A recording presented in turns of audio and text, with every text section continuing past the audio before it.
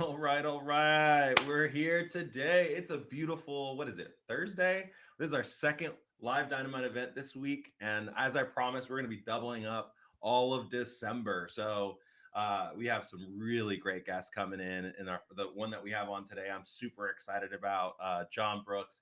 He's the pricing goat, the guru, the man that you have to ask for the plan for recruiting pricing. And he's going to be sharing a lot with us today about how we get from just being a normal recruiter spitting out the normal 15 to 30% agreements that everyone else is doing. It's commoditizing our industry. And how do you stick out with like value and worth and being the recruiter of choice? But before we get into it today, I wanted to just like make a couple quick announcements. We have officially launched our precision prospecting course. It is officially open to the public. You can get it for free. It is a 5-day free entry. Just jump in. You can start working on some of the basics of how to go to market with your candidates and what some modern tools and technology and strategies to get in front of like the best clients and get your desk rolling for Q1. Now, it's only 5 days. That's free. And you can download all the content, all the topics. But we do also offer a lifetime access to that. But with that lifetime access, we also have some really great benefits that come with it. Some one-on-one time with me, as well as additional modules and lessons that we're going to be adding to this baseline of knowledge. So I'm really excited to have John Brooks on today. He has over 2 decades of recruiting and industry experience, and he became the head of product and pricing for one of London's top staffing and recruiting firms. Now, if he's gone from that and been in the space and been doing his thing, and now he's like the pricing goat of the recruiting industry, many people I talk to reference John when it comes to this. He's going to be bringing some valuable lessons to you guys. That's going to be all about how to stand out. So now he runs the Value Advantage, which is his own company where he's consulting agencies and recruiters to really stand out and become a value-driven recruiting company that really resonates with your market. So without further ado, we've got John Brooks. How you doing today, John? Hey, well, thanks for the massive build up. I love that. I like that energy. I hope I can live up to it.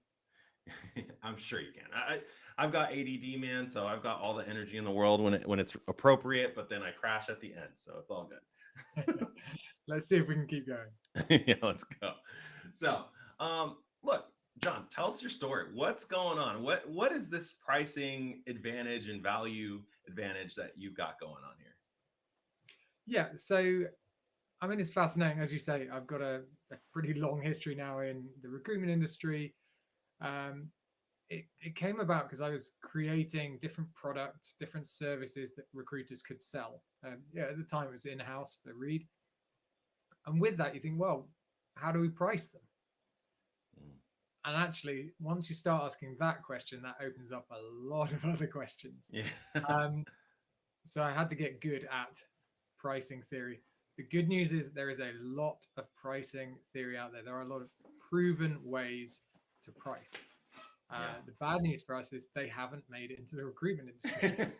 I think that's Uh, good news, though, John. Honestly, like if because the reason why I think it's good news because there's a lot of like we talked. I brought it up, right? 15-30% agreements. They're everywhere, right? No one's really like I don't know another industry that just like prices so directly the same way, except for maybe lawyers. I think maybe like they I was price on just about to hourly. say lawyers, but Like there I know counterparts to me, pricing experts for the legal space that are doing what I'm doing. Let's change this. Let's you know, use these proven models. Let's think about value, not just you know dollars per hour, hundreds, thousands of dollars per hour, whatever lawyers can get away with. yeah. So you kind of alluded to it. You come from an industry where or you were coming from a company where you're creating some products, but for the recruiting industry, like let's kind of dive into that. Like, what's that story? Like, how did you, come upon the pricing strategy as the differentiator versus just your standard 15 to 30% idea? Yeah, I mean, I was super fortunate.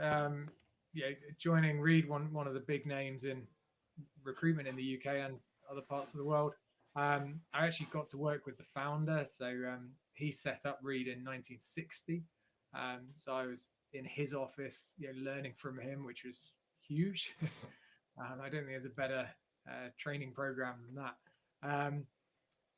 And he was very entrepreneurial. He wanted to push boundaries, do things differently. Um, Not specifically on pricing. Obviously, price comes into Yeah. so many things, but he was saying, yeah, if we're known for this, then how can we do other things? How can we break Yeah. into different markets? So one of the early things I did, recruitment specific, was setting up like an exec search product. Mm. So a service that we could offer clients. Reed is not known for the high level kind of exec search, but we had such good relationships with so many clients. Yeah. It was like, hang on, we've proven ourselves, we've got these relationships, but then you're going somewhere else. So So Reed it was was, typically a staffing company before? Like, is that what where you mainly focused hourly contract, getting people in, or was it like perm full desk and then you just jumped into executive search? a mix of temp and perm, so staffing and direct hire, but uh, yeah, but not at that senior end. So in order to break into the senior market, you actually had to change client mindsets. Yeah. Um, Yeah. and that's not easy. Yeah. Well, I mean, Sales there's are, like you're competing against like Corn Ferries and like the big companies out yeah, there, like Riviera Partners if you're in tech, right? Like they're the executive premier companies and they're charging, you know, 60%, or was it like I think some of them even charge like pretty high, like 58% for like they'll charge as much as they can. yeah, like because it's like on um, on total remunerations too. It's not just yeah, I mean that is a trick. yeah. Um, yeah, we'll take potential bonus and we'll throw that in and Yeah. we'll charge a percentage on that. So yeah, I mean, but that shows the value at that top level, because if you need a CEO to lead your business or a CFO to lead you through some kind of event, Yeah. IPO or sale, M&A, whatever, Yeah. the recruitment fee is not the big number there. Yeah. Yeah. It's becoming a billion-dollar business. So what does it matter in some people's eyes? Well, that's Um, it's so so yeah, funny. I mean, Yeah. to be honest, we weren't aiming that high, Yeah. but we were trying to change that mindset and pick up those more senior roles. But that's really interesting to do that. And I mean, what's interesting, bringing it back to price, going into a senior role with a low price is actually, it works against you. Mm. So price is often a proxy for value. Yeah, you look at luxury goods markets, the more you charge, the more people value it. Yes. Um, Yes.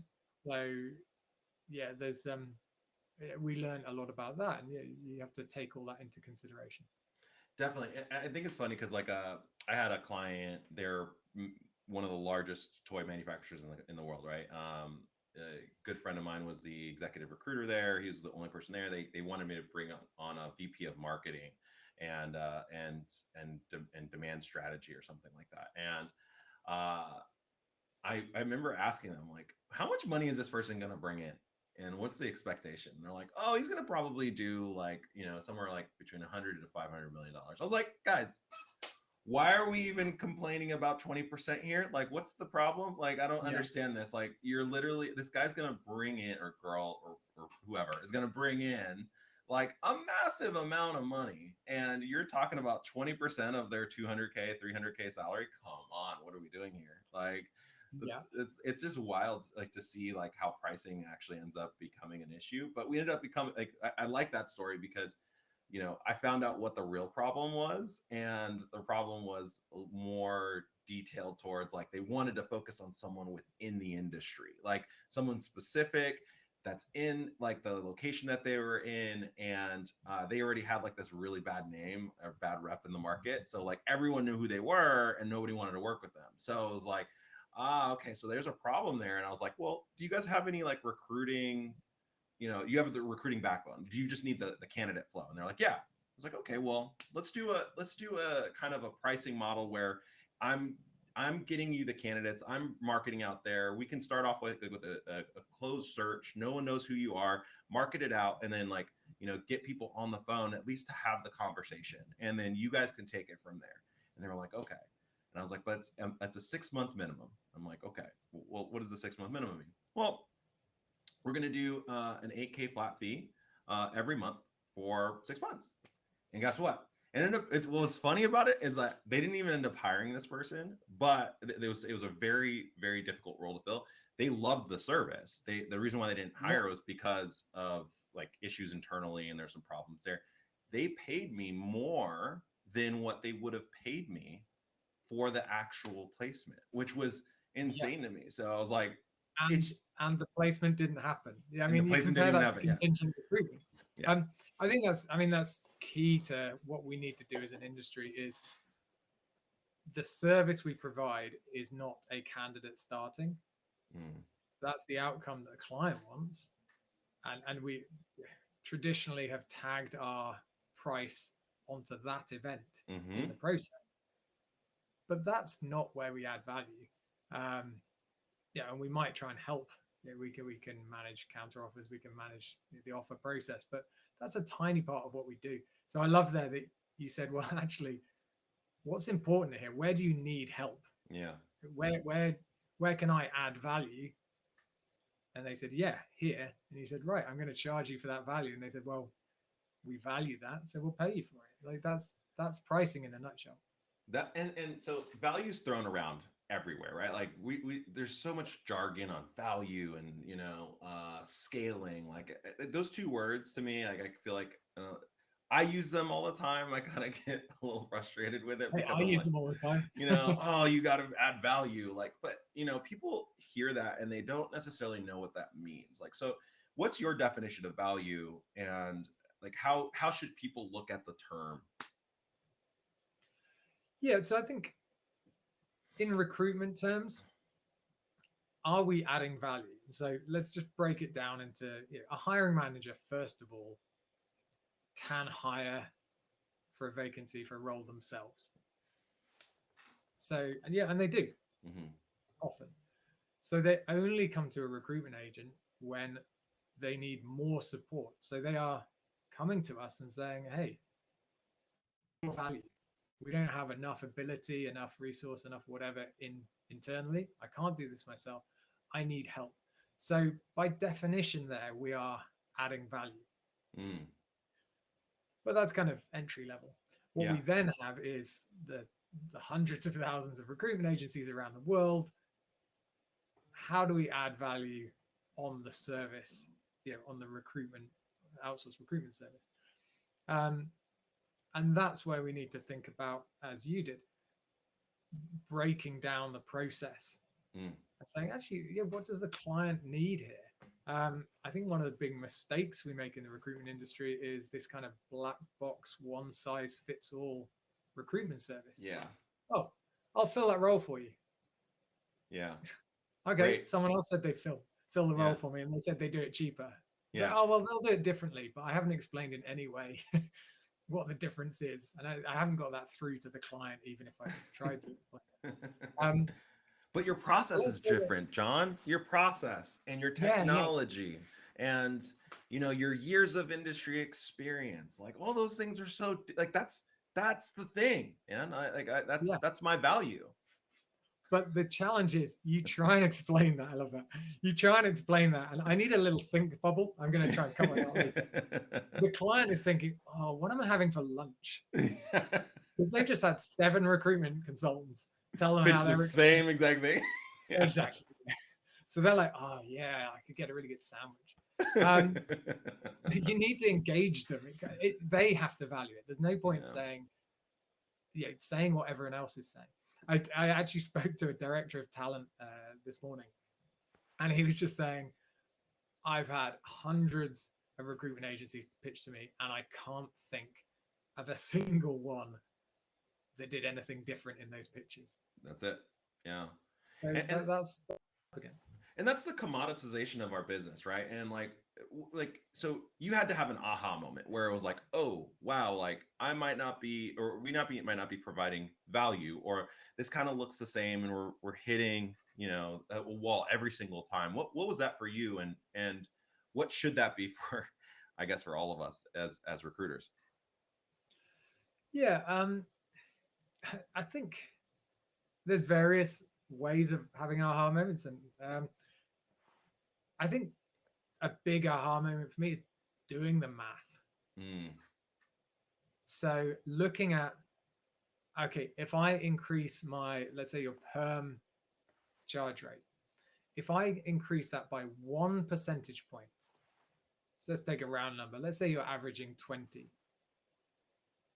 If you average 21, hmm. just run that across your business, Yeah. across 1 year, across 5 years. Like, how long do you want to be in this game? Yeah. That is huge. Yeah. Um, and 1 percentage point, that's not the ceiling. That's just the easiest number you can put into a calculator. So it's just thinking about, looking at those numbers and thinking, wow, that's a really big impact. Obviously, I was at Reed, thousands of consultants across the business. Those marginal gains added up to millions. So that was great fun. That Yeah. kind of hit me. But I've worked with solo recruiters, and those differences, make a huge impact to them. Increasing their prices by a few percentage points is huge for them. What's interesting is, do ask yourself, this is the second aha moment actually. Yeah. Ask yourself, would your clients really care whether it's 20% or 21%? Hmm. If you could really justify, engage them in value, hit them, give them what they want, Hmm. uh, it's small change to them. As that example earlier was great. I need the salesperson to bring in $500 million a year. Yeah. Yeah. He's All gonna right, bring in $500 million a year, and now I'm like worried about your 20% agreement. Come on, like no, you're I need that not. to go down by 1 percentage point. Yeah. No, no, you don't. So those, it looks like a little change, but it can be huge. Yeah.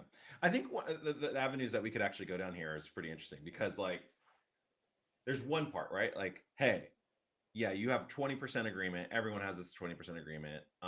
And like you said, how do you increase 1%, one, 5, 10, whatever percentage? And I Yeah, think a lot of people get stuck in the percentage part. And I think that's the part that like I've been trying to get people to realize is like it's not necessarily about percentages. It is about the total value of whatever your project is. So an example of that, as I posted on LinkedIn about how there's 10-figure businesses, 10-figure recruiting businesses that are doing 3K flat fees. And like so many people flipped out on me. And I was like, you guys aren't even like hearing what I'm saying, right? Like that 3K flat fee like may not work for your space, right? And we're not even talking about this part um of the entire process. I'm not saying that they gave up the 20% or even the 25% contingency or retainer or any of that yeah, stuff.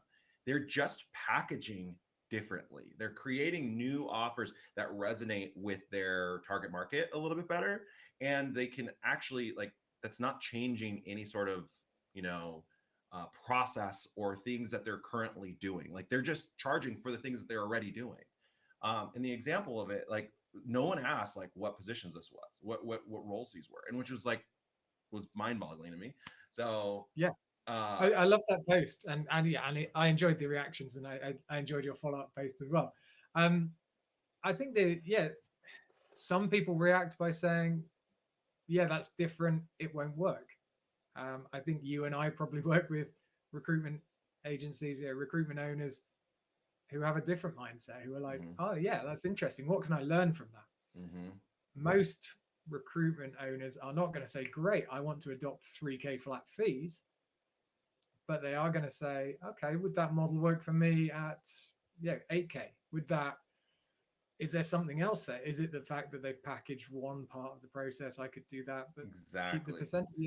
It's I have there's I have different mindsets. you might have a funnel of entry level candidates, for example, that you bring in to the market, or you're partnered with a community in, let's say, I don't know, sales or nursing or whatever it might be, and like you're like, oh, I've got this funnel of entry level people. Instead of charging, 20% on, these, you know low level roles, I can just give them, it's additional value add to, hey, you got access to these candidates. Do you want to take a look Yeah. at them? Anybody you hire, they're trained by us. They're trained in this way. They will fall into our system the best way possible. And yeah, and there's no guarantee to them. There's no like additional work that you're having to do. You might have an admin or somebody on the other end that kind of just that follows that cycle.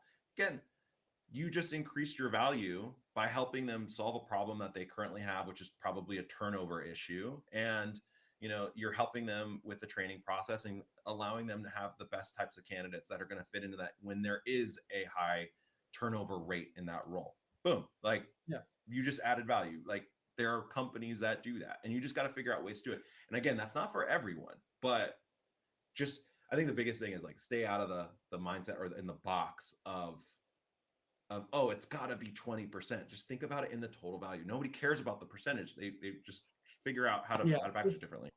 If I try and put myself in kind of the outrage, the shoes of those who are outraged, I think potentially one of the things there is uh, yeah, you see a lot even on LinkedIn. Yeah, new people or desperate people to the recruitment industry are like, "Hey, we're doing 8% fees," and everyone's like, "Oh, come on." Oh, yeah. So maybe some of that reaction was just like, "Oh, Yeah. No. not another Yeah. lowballer, race to the bottom." Yeah. And they don't stick around, of course. Oh, no. Don't lowball. Like, I don't want you to lowball. Like the example that I actually gave was a company called closers.io, and they focus on salespeople.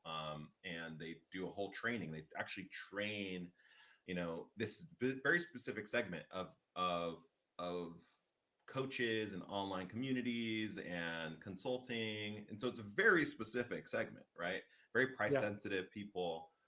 And they help them and they coach them through how to create a better sales process. They actually have this whole value chain where it's not just, I'm going to go recruit for you. It's, hey, we've got these courses, we've got this program, we get you set up, we teach you how to advertise. And then now that you know this, we also have this funnel on the back end that's bringing in these remote closers and setters and salespeople that are jumping into the industry and want to make some money and, like, try to figure themselves out. And we train them too, and we put them in. And so, yeah, there's like a whole process, and they charge on the front end and on that training. It's like 15, 20K or something like that to get in the training program. And then you also have to pay 3K per person for the entry level person. And then for senior level people, it's 10K, right? It's like, okay, like, now when you look at that in the entire value equation, it works. And there's a reason why it works, right? And so it's just, again, looking at it in the perspective of what your buyers want. And so that actually brings yeah, me to like one of the questions I actually have for you, which is, when you're looking at creating your pricing strategy, you kind of alluded to it, the one size fits all kind of pricing strategy. How do you go about like figuring out whether or not your value proposition um, is good, and how to create offers around that and pricing and value around that that will resonate with your market? Like, is there a specific path to that? yeah. It's a great question. I think obviously one option is market research, and that's something I do some of the time.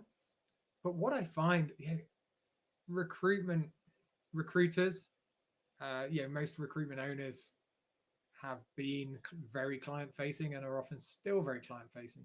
Mm, The knowledge is often already there. yes. An established recruitment agency, they understand their clients. They sit in front of their clients every day. Uh, they pitch to them. They see their problems. Um, it's gathering that information and looking at it in the right way, um, and getting the right insights from that information.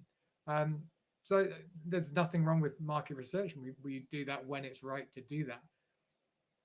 But we don't want to overlook the fact that actually we've got, you know, decades of experience in a business of sitting down with clients and listening to what their problems are. Yeah. And when we've been successful, when we've placed people, the testimonials, the feedback from the client saying, "Hey, you did this really well. My previous agency didn't do that." So we have very direct feedback from the people we need to hear from. Yep. So we don't want to miss that. We don't want to overlook the fact that we've got all that. One of the big things that we coach on is don't don't assume that this is going to be something that they want, right? You have to go to Yeah, market, right? I can create, and this was like the aha moment for us is when we started with A Talent was, a lot of what we wanted to do with media and advertising and all that stuff, it wasn't really resonating as much to the markets that we were serving, which was in the tech space, right? And so, but there was a part that was resonating. So we tested it. We tested. We saw. We went to the market. We asked them if this was interesting to them. Like we created these like little quick offers, and there was a lot of failure at the end of the day, but there was one thing that was really resonating, which was employer value proposition, especially during the like boom times of 2020, because no one was able to yeah, like sell their employer value proposition properly. So what we did was we focused on that and employer value propositions and sourcing and uh, recruiting offerings that were kind of tiered, right? It was a tiered system. So yeah, like yeah, you might not need a recruiter because you've got this great recruiter in Texas who's awesome at closing candidates and like has this great research thing, but are they a good marketer? Not really. I'm not seeing very much yeah, on it. And so like we went to market and what I call prototyping and profiting. So we just prototyped and like with this 1.0 version, like I think a lot of times where people get stuck on is this idea that it has to be perfect. And yeah. this idea that they have is the like, I'm going to try and figure it all out and then go to market with it. And what's your thoughts on that? Like, do you go to market before or do you go to market Mm. after you've kind of created this done all this market research, done all this stuff? Yeah, yeah, yeah, absolutely. You need to get the balance right. I love that phrase about prototype and profit. Yeah, that's we're running a business, not a research center here. Exactly. Um, there's a couple of points from that. I think you definitely want to test and learn. I speak to people who say, "Oh yeah, we tried a different pricing model and it didn't work, so we just stopped using it." And say, "Oh, so it wasn't that they thought it had to be perfect, but They just they gave up thought too it would quickly. either work and not work." And that's not what happens. Yeah. You need to think if we're going to launch something, we're going to learn from it. And in 2 years' time, this is going to be highly successful and might only look 5% the same as what we launched, but it goes somewhere, it has a future. So it's having that expectation. So certainly with my clients this year, we launched version 1 Yeah. with the explicit understanding that version 2 is coming pretty quickly. Version 3 is coming after that. So there's no kind of there's no perfect Yeah. That, um, there's a real expectation. there's a company called Blitz Scaling or a product or a book called Blitz Scaling that I love. It's more on that SaaS model of doing it. Yeah, And I think like where people, especially in service, like especially in recruiting, God, I mean, like we're so stuck in this like, very linear. This is the only way we got to do it. This is the only way I know how to do it. And I'm not going to pay attention to anything else. But like the reality is the landscape is changing. People want options and people want yeah, to know that you resonate with them more and more. And that's why I've always said, or I've said in the last 3 years, that the future of recruiting is small. And the reason why I think small recruiting agencies and like medium-sized recruiting agencies are the future is because even if they're a part of a bigger conglomerate, the idea is that they can focus on these very specific needs and pains for a very specific market. So like yeah, you got to go out and test those things out. If you won't know what those things are until you have those conversations, you will have a baseline though. I think that's the key though, is like you said, if you're a recruiter worth your weight, you're talking to people all the time and you're having phone conversations with them. So you might as well ask them questions. So, and yeah, you know what's happening. So start with a hypothesis, go out. Hey, I've got this hypothesis. Would you want to try this out for free? Like, yeah. and Um, go with it. another thing with prototyping or just learning what clients value.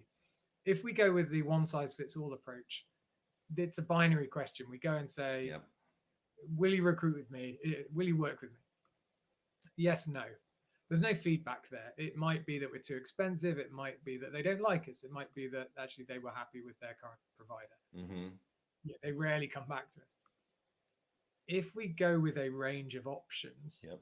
so not one size fits all, we go in with a range of options, we get more rich feedback. Even if they say no, they might ignore the expensive end of what we're offering and just pick over a few key points in our cheaper option.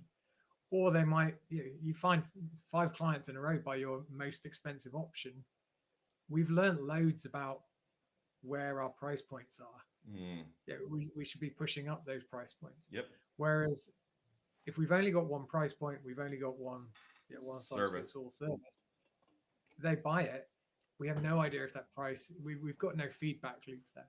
So there's ways of building in feedback to improve your prototyping.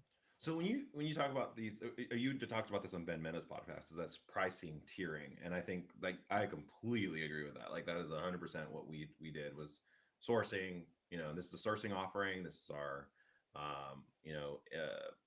sourcing just candidate offering, and with like the market mapping and all that stuff, and then here's our engagement offering. We're talking to them, we're bringing in, we're attracting this like EVP side, Yeah, and then there's the full service offering. And we can do that contingent, we can do that retained, however you want to do it. It's up to you. Like, but there's different services, different folks. We also created RPO services, fractional services. Like we at ATalent, we just tested it all. We were like, because ATalent for us was like it was a testing ground for what we're building right now, which is recruiting with Dynamite, right? So that was the whole idea. It's like I want to see what all of it works. So what works and what doesn't, what I like, what I don't like, and but like the constant thing I have an issue with, and you push back on this, is pricing transparency. Like people who black box their pricing, I feel like you're missing an opportunity, because at the end of the day, no matter if it's like, in my opinion, no matter if your pricing is 25% or 20% or whatever, when you say it and you're not showcasing value enough in the beginning, like it's not going to matter, right? So your website, all your stuff like should be pricing transparent. Like I believe that, but what do you think? yeah, I disagree. So this is where it gets Okay. interesting. Yeah. um, for me, it's kind of the kind of sales and marketing funnel. Sorry, I've made it boring again. No. So website for me is top of funnel. So a client comes to you, Yeah. They don't know much about you. Let's use this example. They come in top of funnel.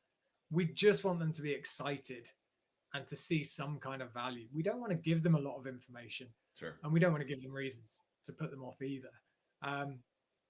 But we give them the price too early that they might just start price comparison.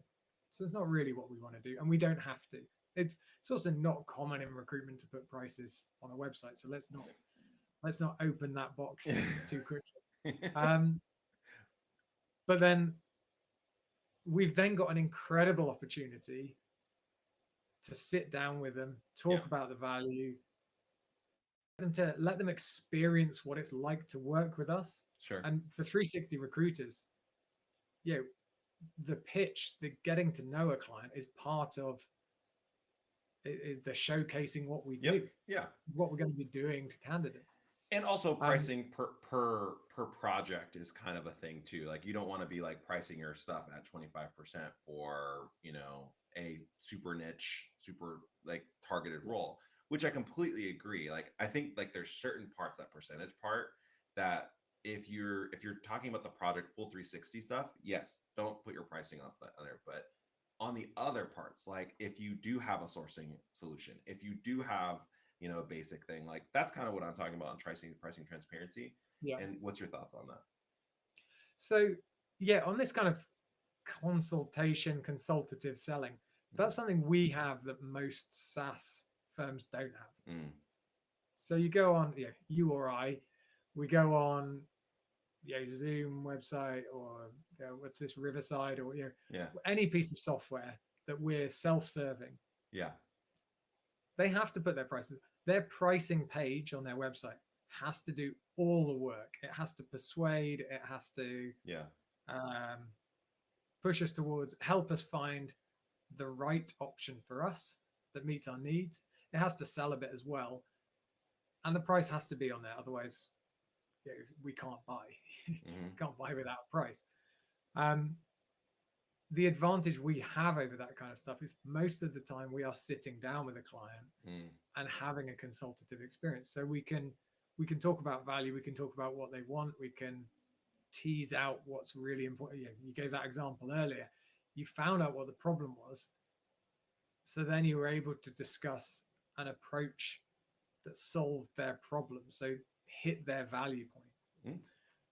Obviously, a SaaS firm selling online, they can't do that. They just have to try and hit the best possible point in the market, Fair enough. but they might not be able to tweak things, for a specific toy manufacturer, for example. I love the back and forth. I think there's arguments both ways, right? And it's like one of the things that I'm really happy about having you on here is like just because like challenge me, challenge on this stuff because like Yeah, I'm not fixed on anything. Like I think that's just like my perspective, and it might be your perspective is to talk through it. You have different things. It's just like how do you do it? What makes sense for you? What makes sense for your market? And you know, there's going to be pros and cons to it all, right? If your pricing strategy is a big differentiator, maybe put it. If it's not, and you need to have more consultation, then don't. Like that's also okay too. So like I completely agree with you. I think like 20% when you're doing like the standard contingency retainer stuff,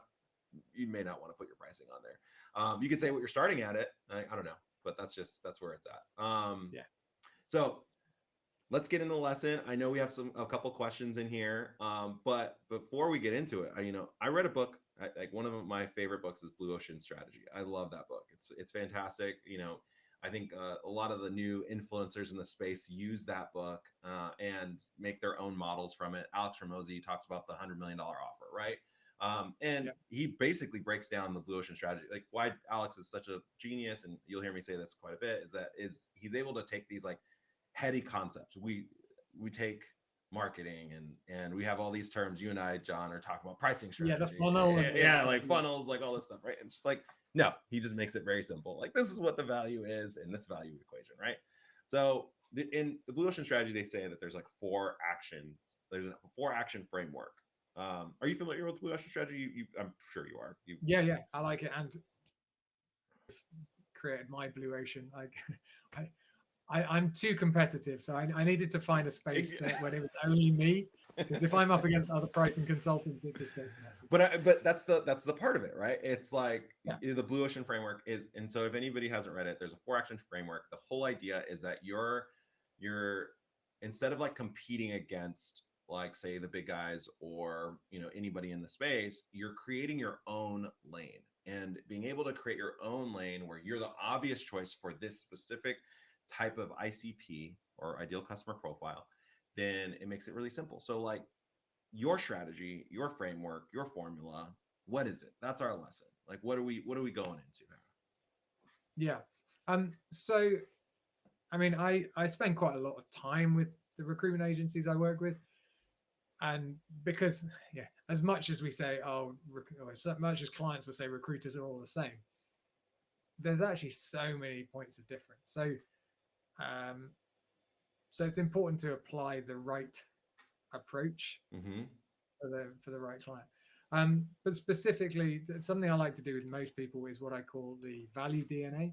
Mm. And what I've done is broken the recruitment process down into, for me, 7 steps. And obviously, you can cut it whatever way you want. But for me, there are 7 parts of the recruitment process. In each of those stages, there are around 7 ways, um, 7 decisions you can make. So, for example, on promoting a role, uh, do you advertise? Do you not advertise? Where do you advertise? Where do you choose not to advertise? Remember that strategy is as much about what you choose not to do Yes. as what you choose to do. So you can break down every stage of the process, recruitment process, And you can think sometimes they're binary. Do we do this? Do we not? And sometimes there's way more scope. That gives us 49 steps, you know, 49 questions we can ask about what is the value, what is our value DNA to our recruitment business. Hmm. And once you go into that level of depth, no one has ever said to me, oh, yeah, I still feel like I'm the same as every other recruitment agency. Because you go into that, it's like, oh, yeah, well, clearly, I mean, if you need to look at competitor, you can be like, oh, yeah, they choose, they don't do that. They do that the other way. They do that the other way. They do that. You can add those up and you can say, yeah, we're actually quite different. I mean, clients may think we're the same, but I can start to see my points of difference. Mm. And that's really powerful. You know, differentiating what we do is huge. That clearly needs to start with ourselves internally believing that we are different. Yep. So Yep. that's why that exercise is so powerful. Then we build on that, so that when we're going to clients, clients can start to recognize, oh, they stand out from the crowd. Mm-hmm. Now, clearly, what we don't do, by the way, to state the obvious, we don't talk the client through 49 reasons we're different, but we take the best ones and we use that to define, yeah, our standout. Or the Value. ones that like resonate with the most with your ICP as like far as like high Exactly. value versus, that's a nice to have kind of thing, a bonus. Exactly. So those 7 steps, like what could you run us down what the 7 steps are, like on a high level? Yeah, yeah. So, I mean, first, we don't need to go into all of them, but the first one is, yeah, the briefing, the consultation. Mm-hmm. What are we doing at the start? How are we picking up the job? But also, how are we defining the problem? Mm. Yeah. Are we just picking up the job? Boom. Again, coming back to your Toy Story example, toy manufacturer. Yeah, it's basically Toy Story. Yeah. Yeah, that's all I've got in my head. You're like a company that make Woody and Buzz. Um, you didn't sit down with them and say, "Great, give me the job description, off I go." Yeah. You said, "Right, I'm going to be consultative. I'm going to dive down and find out what your challenge is here, what your problems are." Yeah. And not everyone does that. So within that stage alone, we haven't even taken the job yet. We haven't even agreed to work it. There's points of difference. Mm-hmm. Um, Another stage, you're then promoting the job. You're doing the search. So you've got the proactive side.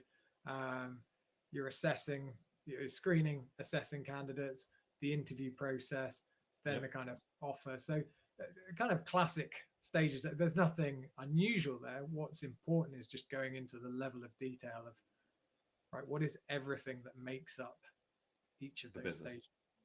Yeah, one of the things that we do with we do a similar kind of assessment, right? We call it the core four, and it's that top of funnel go to market. It's the delivery and administrative pieces. It's the close and pre-close kind of part of the process, and then lastly, it's your expansion, right? How do you expand and how do you nurture?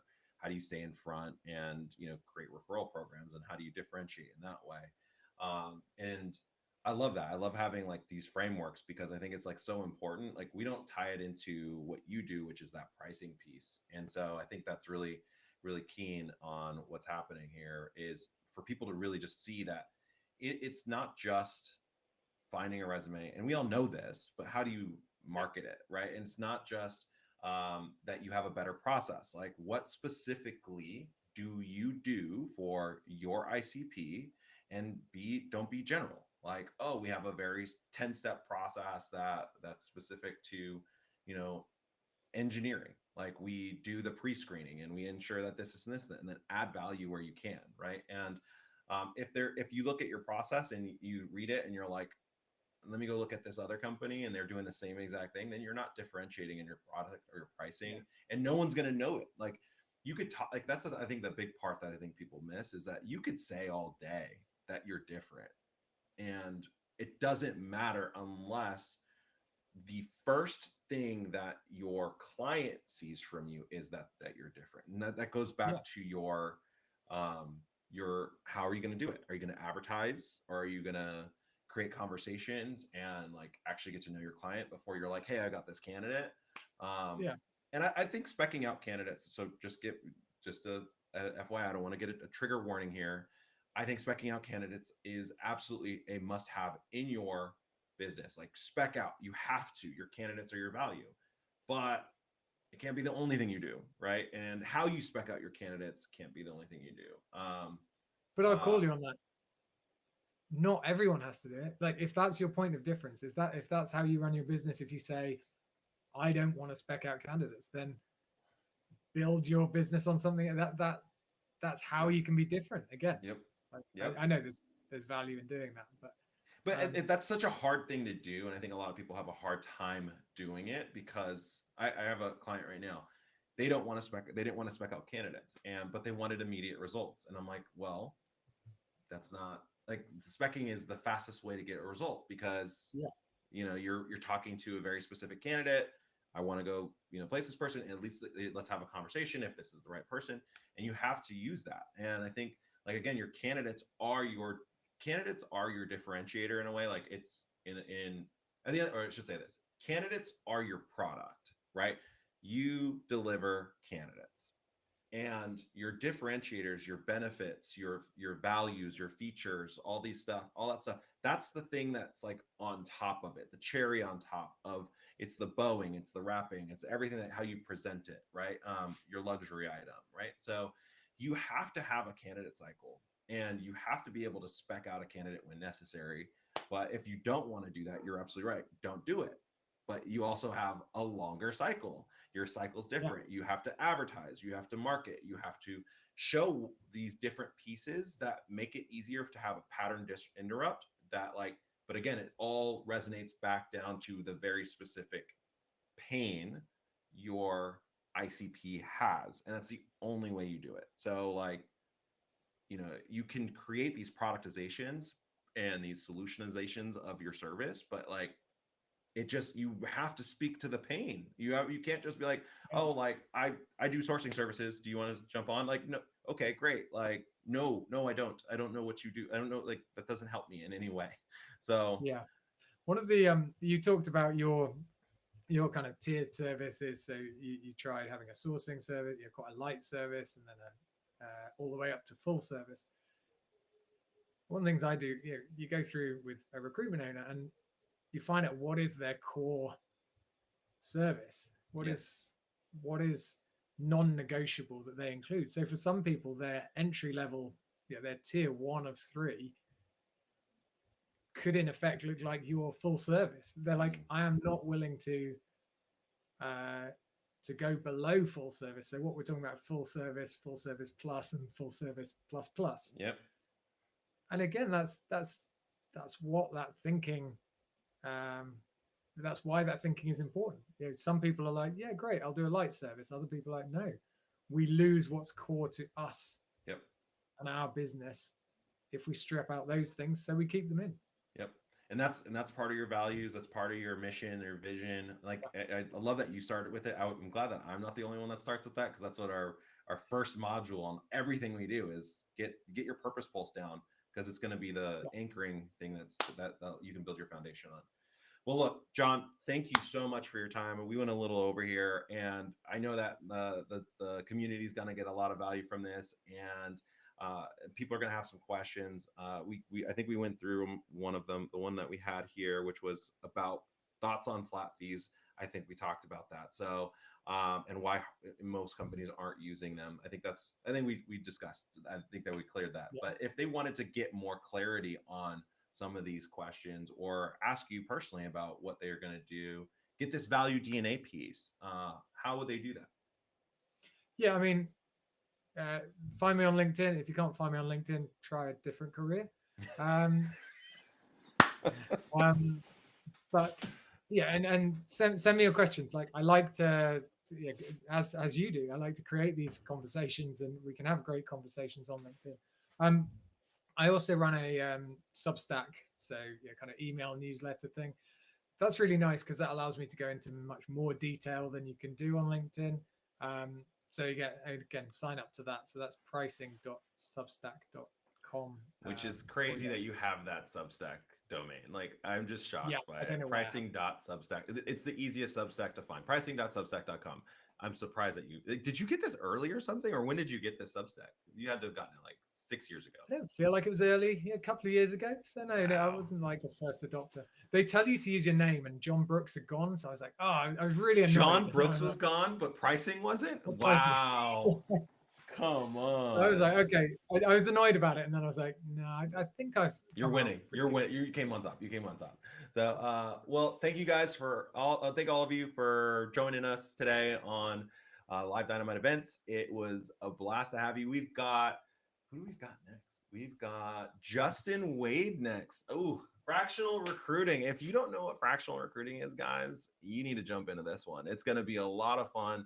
We're talking about how you can, basically create stakeholder management and create a process that exactly what John and I are talking about. That's going to, make you different from the rest of the other recruiters that are out there. So thank you again, John. Really appreciate you. Thank you all for your attention, your continued support.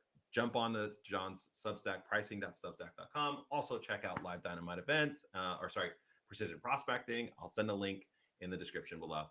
Have a great rest of the day. Enjoy your week. We'll talk soon. Bye, everyone.